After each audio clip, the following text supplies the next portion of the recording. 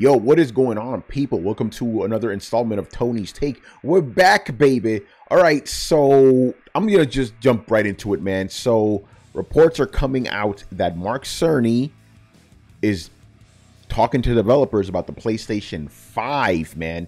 Now, if you've been watching some of the latest Throwdowns, we've kind of been steering away from PlayStation 5 talk because, let's just be honest, a lot of those reports aren't really coming from credible sources. It's coming from a credible source. It's from Eurogamer, right? This is from Push Square, but they're going off a report from Eurogamer. The report is really long. I'll have it linked in the description. You guys can check out all the spec stuff in there. But basically what's going on is, and I'm just going to read what's going on here, okay? Mark Cerny's role as the PlayStation 4's lead architect is one of the key reasons behind the console's success, as he sought to right the wrongs of the PlayStation 3 and collaborated with developers, both first-party and third-party, on a system that was much easier to work with.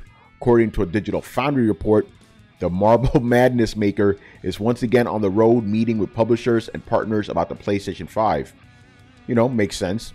While it's not a massive surprise, this is the first confirmation we've had from a reliable source that work is very much underway. The rest of the site's report talks about what can feasibly expect from the next PlayStation, and it surmises that a technical leap won't be possible until late 2019. And isn't realistic until 2020. Despite some speculation to the contrary, it seems like all signs are aligning now, and PlayStation 5 is still a few years away. All right, quick thoughts on this, man. Very interesting, because if you've seen some of the past Tony's Takes, I think they were on the Coalition at that point.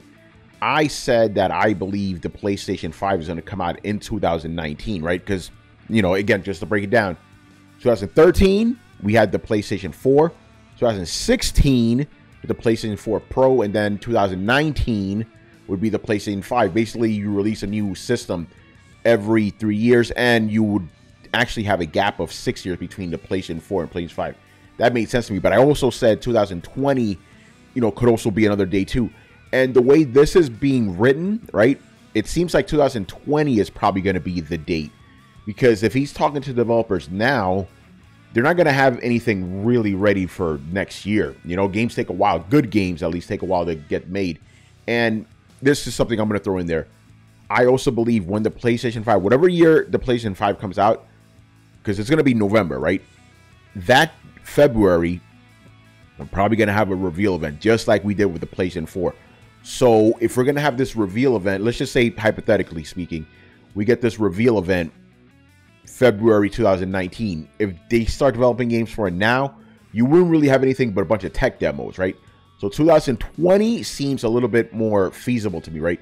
And also the fact that Digital Foundry is saying that, you know, you won't really have any big next-gen leaps until the end of 2019. Think about it. If you have next-gen leaps, if, you know, as far as technology goes, at the end of 2019, yeah, it won't really work. You know, you would need to start developing the system after 2019.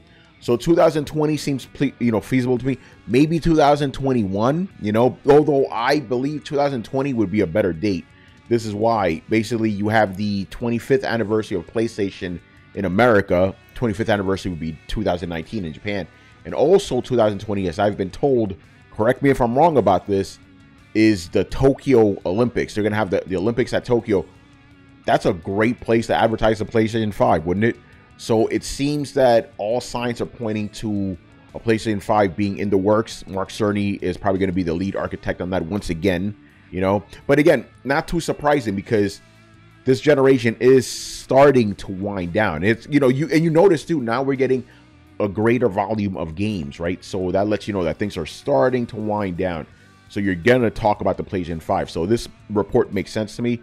Still a little too early to speculate, but, you know, we will get back to you on that as it happens. But this right here, this is worth reporting because it's actually from a credible source, you know. So stay tuned for that, and also stay tuned for more Tony's Takes. We're taking steps to ensure that I try to do these daily. It's not just me looking for stuff anymore. We got Carlos and Brian and Manny. You know, if they see something that they think I should talk about, they'll toss it my way. This one, shout out to Mr. Carlos. He pitched this one to me. I didn't even think about it, but it's a good story, you know. So yeah, that's it. Let me know what you think in the comments, and we'll probably talk about this again on Throwdown this week, because again, this is actually worth talking about. This isn't just mere speculation. This is actually coming from a credible source. you know. All right, so that is it for me. Apologies for all the planes flying by, and I'll talk to you later on, man. Peace out.